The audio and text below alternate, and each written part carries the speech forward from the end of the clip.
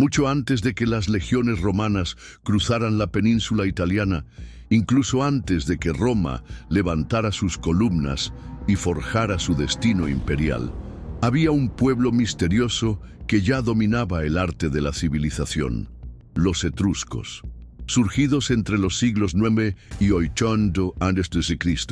En la región central de la península, donde hoy se encuentran la Toscana, parte de Umbría y el norte del Lacio, los etruscos desarrollaron una sociedad urbana, sofisticada y profundamente espiritual, mientras que Roma todavía era solo una aldea de pastores a orillas del Tíber.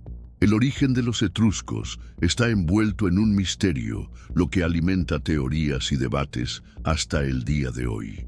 Algunos eruditos antiguos, como Heródoto, afirmaron que los etruscos procedían de Anatolia y emigraron después de una gran hambruna. Otros, como Dionisio de Halicarnaso, argumentaron que se trataba de un pueblo autóctono, es decir, originario de la propia Italia. La arqueología moderna sugiere una fusión cultural compleja, con raíces locales e influencias externas, principalmente orientales. Pero independientemente de su procedencia, una cosa es segura: los etruscos no solo florecieron, sino que sentaron las bases de todo lo que vino después. Las ciudades etruscas no eran simples pueblos fortificados. Formaron una red urbana organizada en ligas de ciudades-estado independientes, cada una con su propia autoridad, pero unidas por intereses religiosos y políticos comunes. Tarquinia, Belos, Bulcos, Clusio, estos nombres, hoy poco recordados, ya han resonado con fuerza. En estas ciudades, los etruscos construyeron calles pavimentadas, depuradoras, mercados y templos monumentales. Crearon una élite gobernante, con reyes sacerdotes que gobernaban basándose en una teocracia profundamente ritualista.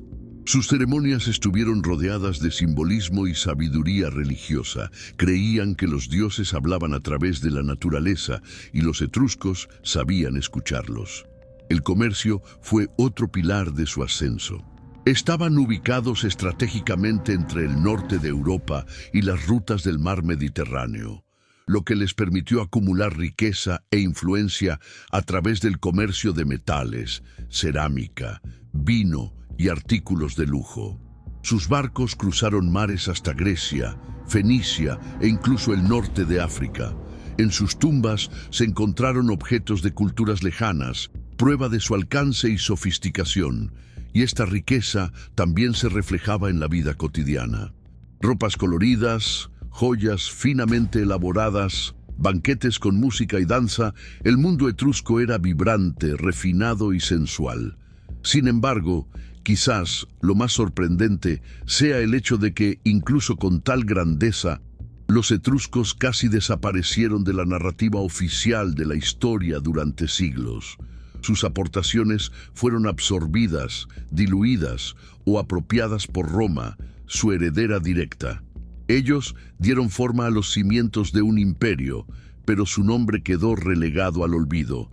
Hoy, cuando miramos a Roma, sus dioses, su arquitectura, su sentido del orden e incluso sus símbolos políticos, sin saberlo estamos mirando el alma de los etruscos. Y es precisamente este contraste lo que hace que su historia sea tan intrigante. Un pueblo que llegó primero, civilizado antes, construyó más y aún así se desvaneció a la sombra de su propia creación.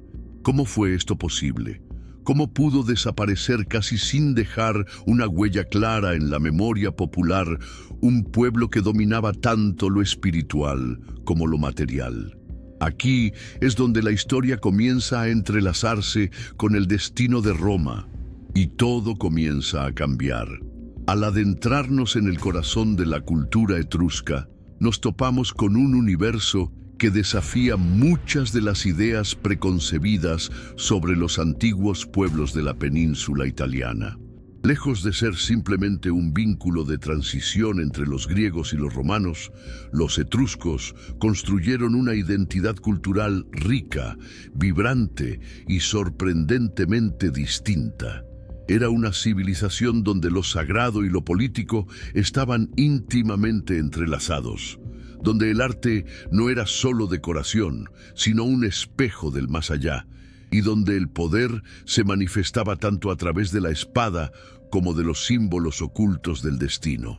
La estructura social etrusca reflejaba una organización jerárquica marcada por una élite dominante que, además de mandar militarmente, también ejercía funciones religiosas.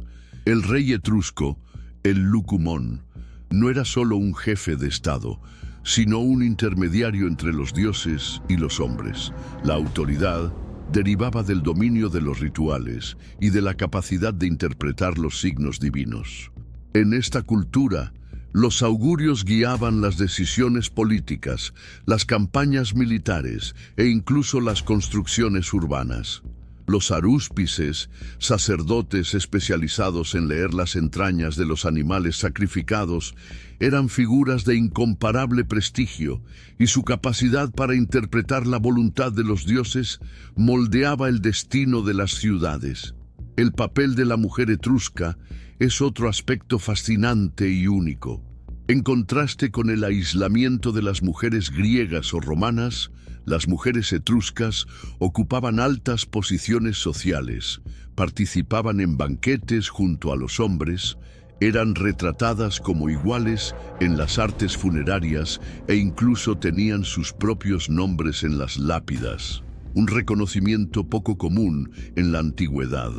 Eran figuras influyentes dentro de la familia y la política, lo que escandalizó a los observadores griegos, que consideraban la libertad etrusca casi inmoral. Pero para los etruscos, esta igualdad era parte de la armonía natural entre opuestos, un reflejo del orden cósmico que tanto valoraban. El arte etrusco era, ante todo, espiritual. Las tumbas, decoradas con vívidos frescos y escenas cotidianas, revelan un pueblo que veía la muerte como una transición, no un final. En estas pinturas vemos banquetes, bailes, juegos e incluso momentos de cariño y ternura, testimonio de la creencia etrusca en la continuidad de la vida. Los sarcófagos tallados representaban al difunto acostado con expresiones serenas, como si descansara en paz después de una vida bien vivida. La cerámica, los espejos ornamentados y los objetos de bronce llevaban simbolismos, mensajes y creencias codificadas. El arte era una forma de comunicarse con lo divino y preservar la memoria de los antepasados. Religión, política, estética y sociedad se fusionaron inseparablemente en el mundo etrusco. Cada detalle de la vida cotidiana, desde la forma en que construyeron sus casas hasta la forma en que eligieron a sus líderes, estaba imbuido de una visión del mundo compleja, donde nada se dejaba al azar. No solo vivieron, ritualizaron la existencia. Y fue precisamente esta sofisticación simbólica la que impresionó tanto a los primeros romanos. Al establecer contacto con los etruscos, los latinos no solo aprendieron a construir templos, caminos y acueductos, sino que aprendieron, sobre todo, a temer y respetar los signos invisibles del destino, como lo habían hecho sus amos. Al observar esta civilización única, surge una pregunta. ¿Cómo pudo un pueblo con tanta riqueza espiritual, intelectual y estética quedar relegado a una nota a pie de página en la historia?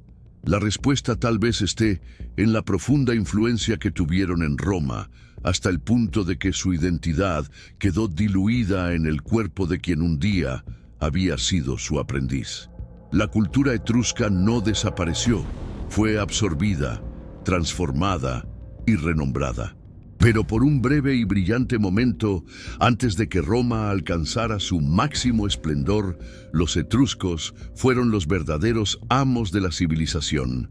Y ante todo esto, es imposible no preguntarse, ¿Cómo permitimos que un pueblo tan esencial para los cimientos del mundo romano quede tan desatendido por la memoria histórica?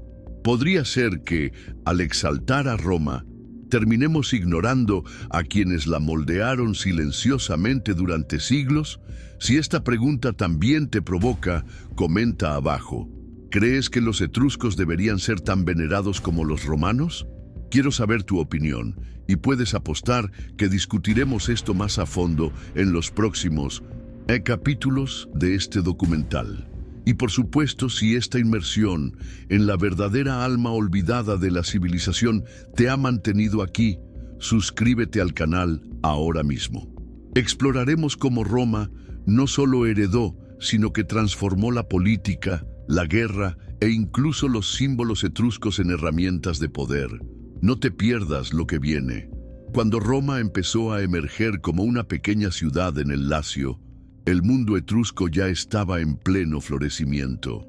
Y fue precisamente en este punto de transición entre oscuridad y civilización, cuando los caminos de estas dos culturas se cruzaron de manera decisiva.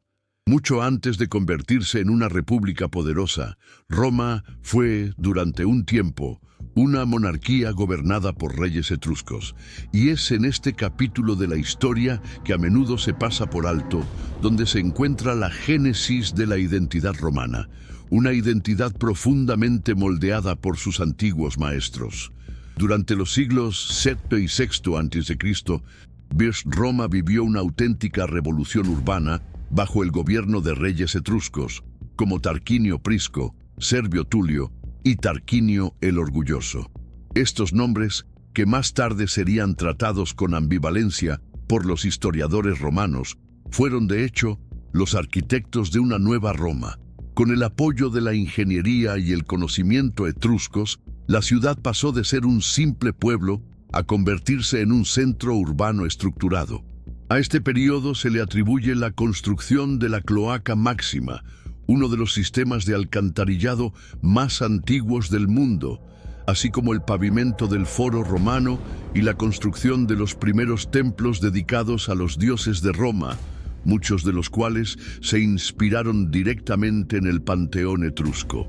Más que obras físicas, los reyes etruscos introdujeron en Roma una nueva lógica de poder. La idea de que el rey estaba investido de autoridad divina, legitimada por rituales y símbolos sagrados, procedía directamente de la tradición etrusca.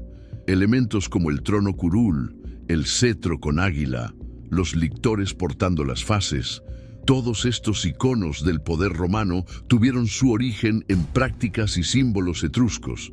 Roma no se limitó a copiarlo, lo incorporó, lo asimiló y con el tiempo lo revendió como su propia invención.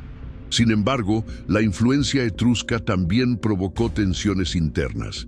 A medida que crecía la población latina de Roma, el gobierno de reyes extranjeros empezó a ser visto con sospecha. Tarquino el Orgulloso, el último rey etrusco, estuvo marcado por su autoritarismo y desprecio por las tradiciones romanas. Su caída no fue solo el fin de una dinastía, sino el hito simbólico de la fundación de la República. Pero incluso aunque rechazaba la monarquía, Roma mantuvo los fundamentos etruscos de su nuevo orden político. La República se construyó sobre los escombros de un reinado, pero utilizó los ladrillos que habían colocado los etruscos. Es en esta paradoja donde reside la verdadera complejidad de esta fase de la historia. Roma repudió a sus antiguos reyes, pero nunca abandonó su herencia. Y así, el pueblo que gobernaba Roma directamente pasó a reinar indirectamente, perpetuado en las costumbres, instituciones y alma del propio Estado. Los romanos, maestros de la política y la adaptación, supieron reconocer un buen legado, aunque prefirieran reescribir su origen para borrar las huellas de la sumisión. Después de todo, es más fácil exaltar la gloria del presente cuando el pasado se moldea al gusto del ganador. Y es mirando este momento que empezamos a entender cómo Roma empezó a dejar de ser solo una ciudad y empezó a verse como un destino, un destino que, sin los etruscos, tal vez nunca habría despegado. Cuando Roma decidió romper con sus reyes etruscos y establecer la República, muchos pensaron que se trataba de una ruptura radical. Pero lo cierto es que, en lugar de destruir por completo el orden anterior, los romanos lo remodelaron basándose en cimientos etruscos. El nuevo sistema político romano nació de las cenizas de la monarquía, sí, pero llevaba consigo los símbolos, rituales e incluso estructuras de poder que sus antiguos amos ya dominaban. Roma no rompió sus vínculos con el pasado etrusco. Los reorganizó para servir a un nuevo ideal de república, pero el molde original aún era visible en cada detalle. Uno de los legados más emblemáticos es el concepto de magistraturas temporales y electivas, que sustituyeron el poder vitalicio de los reyes. Este modelo, que se convirtió en la columna vertebral de la República Romana, tiene claros paralelos con el sistema de gobierno etrusco, donde los líderes lucumones de las ciudades-estado a menudo eran elegidos y renovados periódicamente, y no gobernaban como déspotas absolutos. La noción de que el poder debería ser compartido, rotativo y basado en un sistema de deberes religiosos y cívicos era profundamente etrusca. Roma transformó esta lógica en un aparato político complejo, con cónsules, senado, censores y tribunos, pero la idea de que el gobernante debía servir más que dominar vino directamente de sus predecesores. Otro símbolo poderoso que Roma absorbió con entusiasmo fue el fasces, un manojo de palos atados alrededor de un hacha. Originalmente un emblema de autoridad etrusco, representaba el poder del magistrado para castigar, unir o destruir. Los lictores, oficiales que acompañaban a los magistrados romanos, portaban las fasces como signo visible de autoridad, no solo administrativa, sino sagrada. Este símbolo duró siglos y abarcó milenios, y posteriormente fue apropiado en diferentes contextos históricos, incluido el siglo XX, por regímenes que buscaban invocar la gloria antigua. Es impresionante ver cómo un artefacto de poder creado por un pueblo prácticamente olvidado se convirtió en un ícono político de alcance global. Más sutil, pero igualmente impactante, fue la influencia etrusca en la teatralidad del poder. Los romanos heredaron la idea de que el gobernante necesitaba encarnar la dignidad, la solemnidad e incluso el aura divina del cargo. La vestimenta oficial, las túnicas bordadas, la toga praetexta, los zapatos rojos de los magistrados, todo esto ya existía en las cortes etruscas. El gobernante no era solo un administrador, era un símbolo vivo del orden y debía resumar prestigio y autoridad en cada gesto. Roma adoptó y amplificó esta simbología, creando una cultura política en la que la imagen y el ceremonial tenían tanto peso como la legislación. El Senado, por ejemplo, aunque reforzado con la llegada de la República, ya tenía una función consultiva en las ciudades etruscas, formado por ancianos y nobles que asesoraban a los lucumones. La palabra senado en sí misma deriva de viejo, que significa viejo, lo que refleja una tradición de respetar la experiencia y la sabiduría de los antiguos, algo que los etruscos valoraban profundamente. Roma formalizó esta práctica, otorgando a los senadores un papel central en el debate público y la orientación estatal, pero el principio existía antes. Así, cuando observamos la política romana floreciente, sofisticada y despiadada, es imposible no reconocer en ella huellas del modelo etrusco. Roma fue brillante a la hora de absorber, adaptar y dominar, pero parte de su genialidad consistió precisamente en saber de dónde sacar sus mejores ideas, y pocos fueron tan profundos y duraderos como los heredados de los etruscos, los olvidados amos del orden y el poder. La imagen de la máquina de guerra romana es una de las más icónicas de la historia. Legiones disciplinadas, estrategias despiadadas, expansión territorial sin precedentes. Pero este poder militar no apareció de la nada.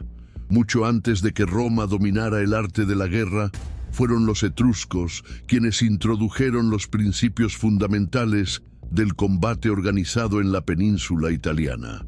Y como en tantos otros aspectos de la civilización, los romanos aprendieron de ellos, los copiaron, los adaptaron y finalmente los superaron.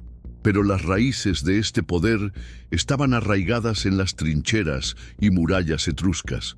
La guerra, para los etruscos, no era solo una cuestión de conquista, sino también de ritual y honor. Fue un instrumento político y una práctica cultural.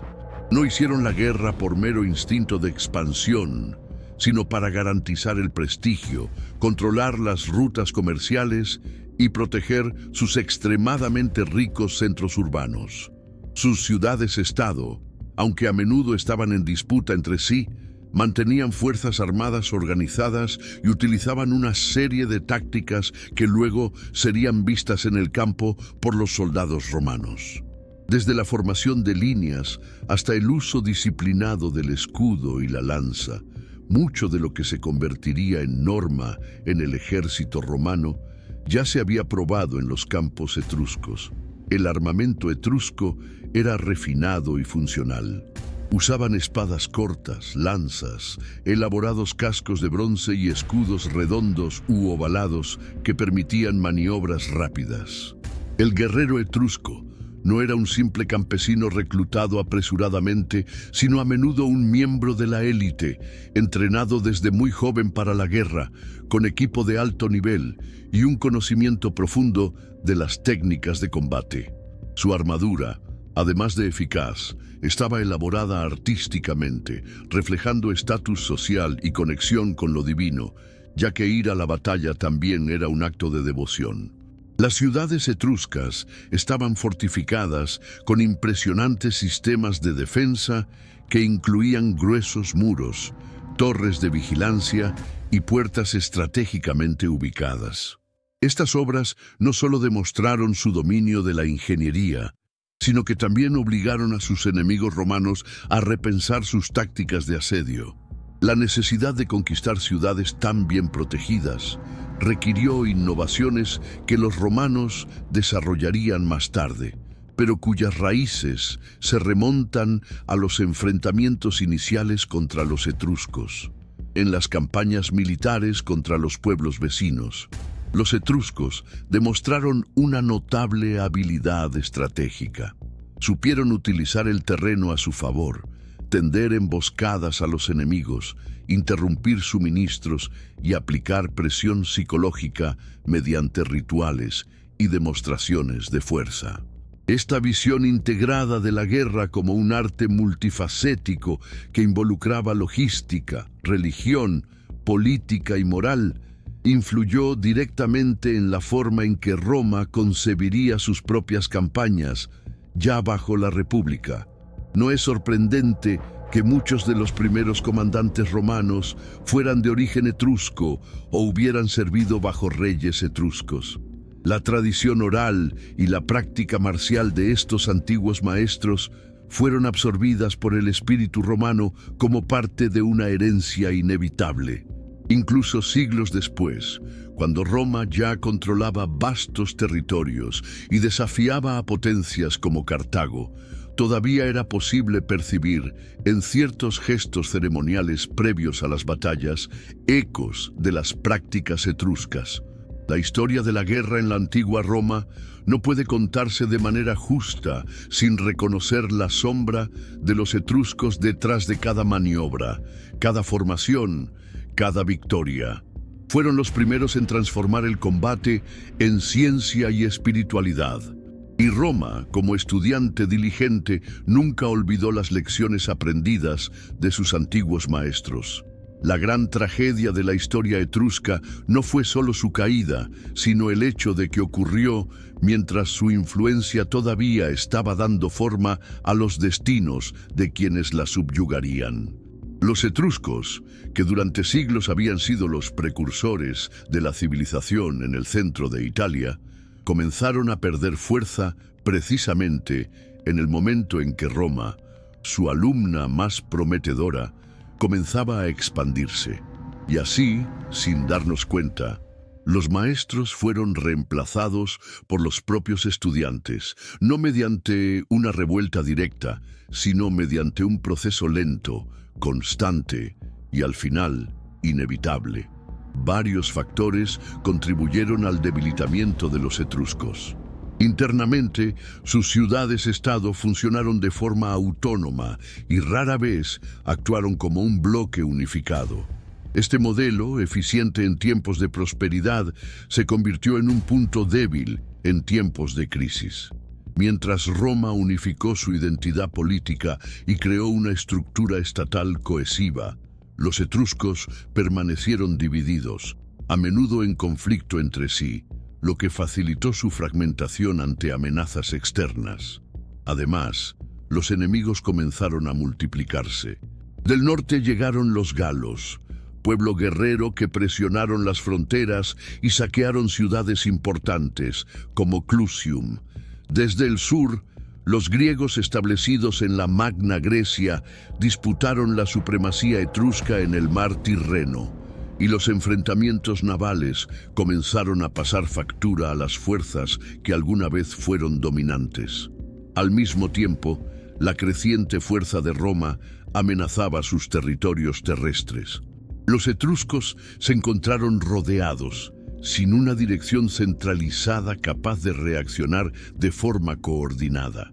Pero quizás el golpe más profundo provino de la propia cultura romana, que absorbió y se apropió de elementos etruscos con tal eficacia que a los pocos siglos los rasgos de esta civilización ya se confundían con los del nuevo orden.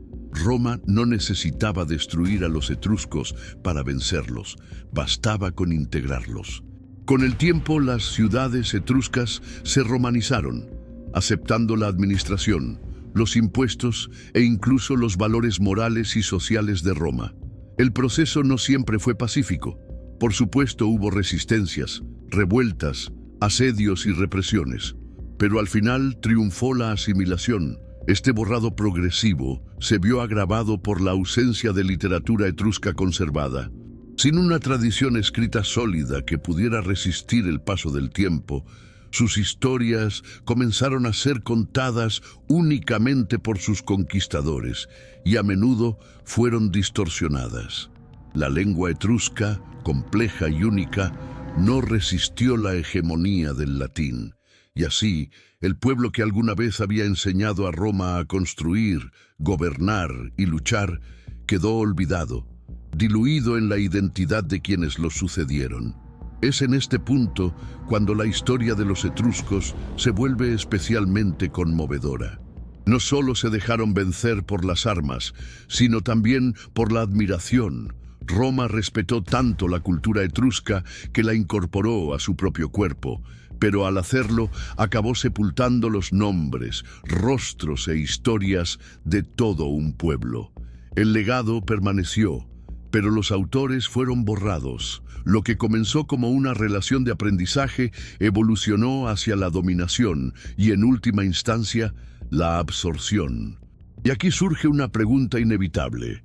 ¿Fue traición o simplemente el curso natural de la historia? Los etruscos fueron víctimas de su propio genio, incapaces de mantener su supremacía frente a un aprendiz que supo ser más ágil, más unificado y más decidido. Y sin embargo, en cada piedra de Roma hay un eco de lo que fueron.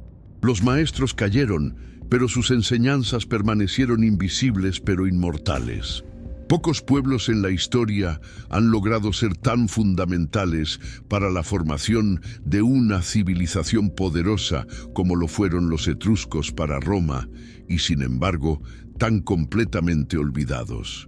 La desaparición de la identidad etrusca de la memoria colectiva no fue abrupta, como el colapso de un imperio conquistado por las armas. Fue un proceso lento y silencioso, como arena deslizándose entre los dedos.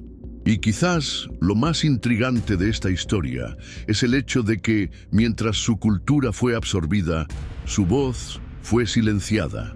El legado etrusco permaneció, pero sus autores se convirtieron en sombras. Gran parte del borrado de los etruscos puede atribuirse a su lengua enigmática y aislada.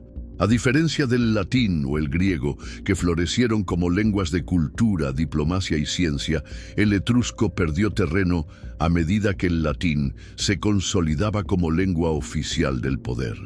Las inscripciones que se conservan son fragmentarias, a menudo limitadas a epitafios y fórmulas religiosas, lo que impide una comprensión más profunda de su literatura, mitología o filosofía.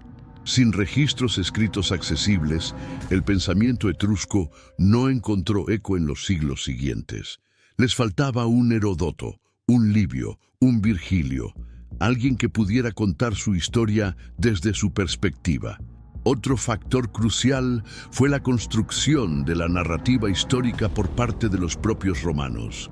Al escribir sus orígenes, los autores romanos ensalzaron sus logros, pero se esforzaron en minimizar, si no ignorar, las contribuciones de los etruscos. Los reyes etruscos de Roma fueron retratados como tiranos, símbolos de la opresión superada por la República. Las prácticas religiosas y sociales heredadas de los etruscos fueron romanizadas, renombradas, y la fuente original, poco a poco, se volvió irrelevante. En lugar de celebrar a los etruscos como fundadores, Roma los convirtió en un capítulo incómodo de su infancia política, algo que había que superar, no venerar. Durante la Edad Media, lo poco que quedaba de la memoria etrusca se oscureció aún más.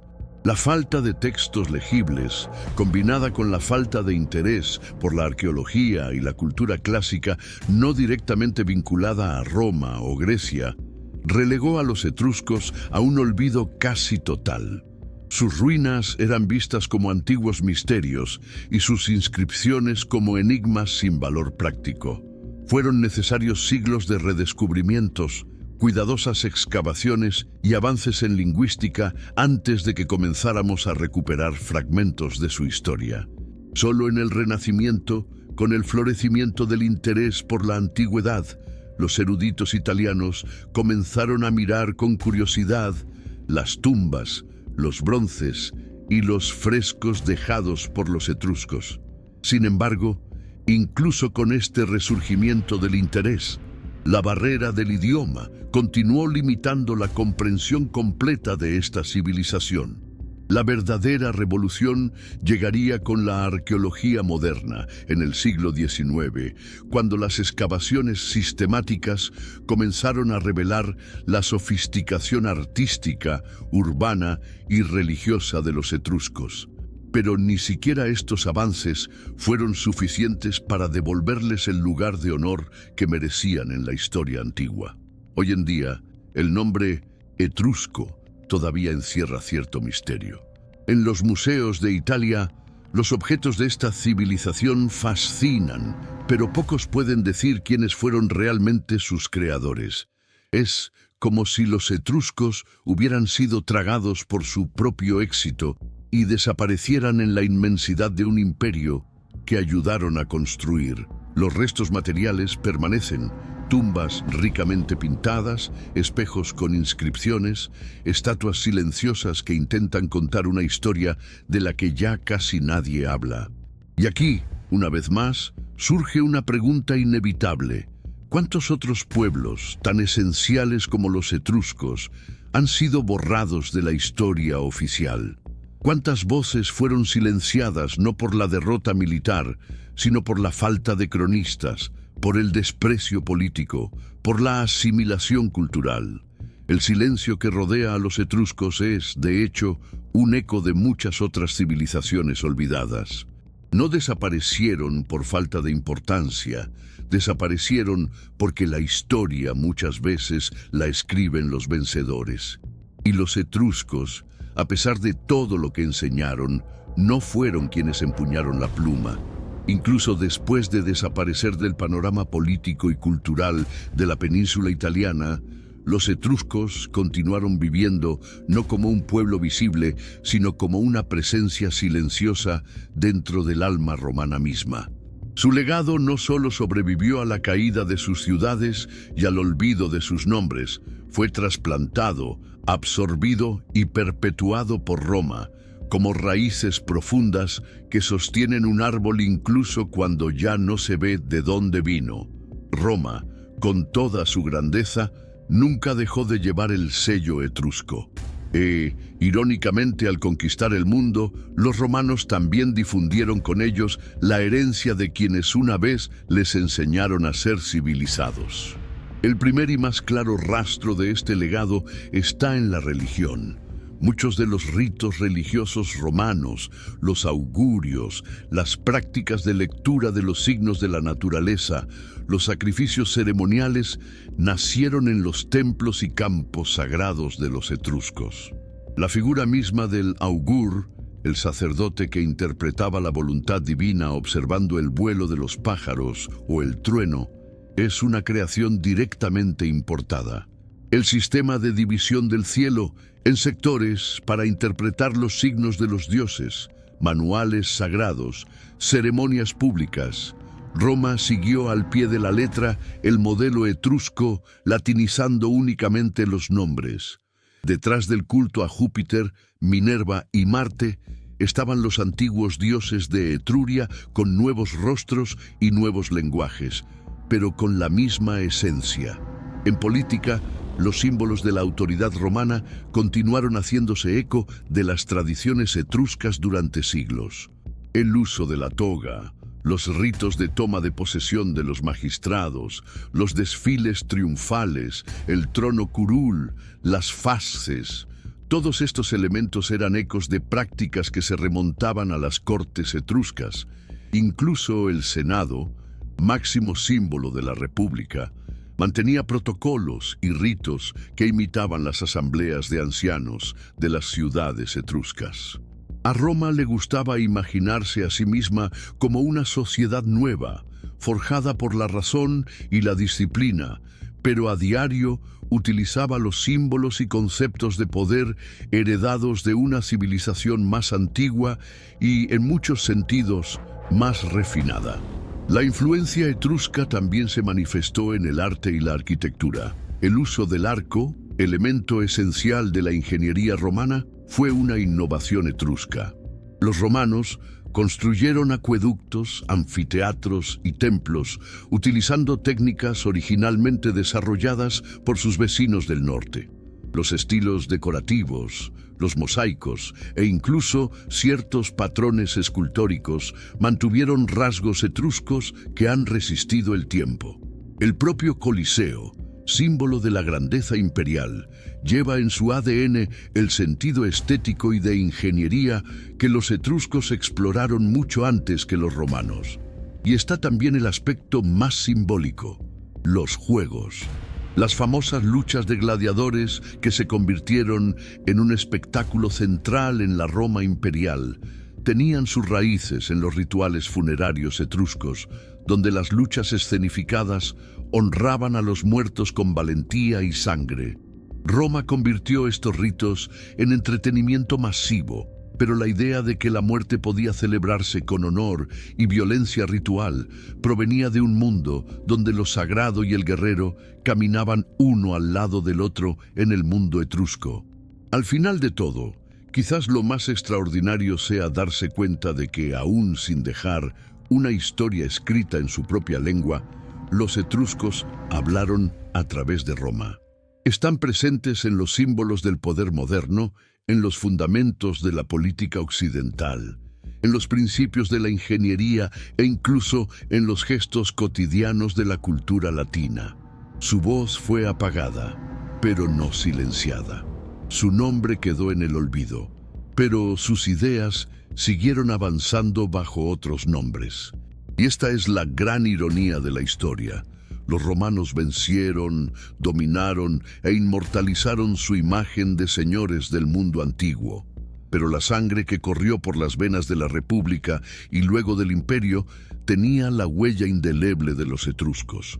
Los maestros olvidados forjaron más que las ciudades la mentalidad de un imperio. y cuando hacemos justicia a su memoria, nos damos cuenta de que, por mucho que Roma lo conquistara todo, nunca dejó de ser, en su esencia más profunda, etrusca.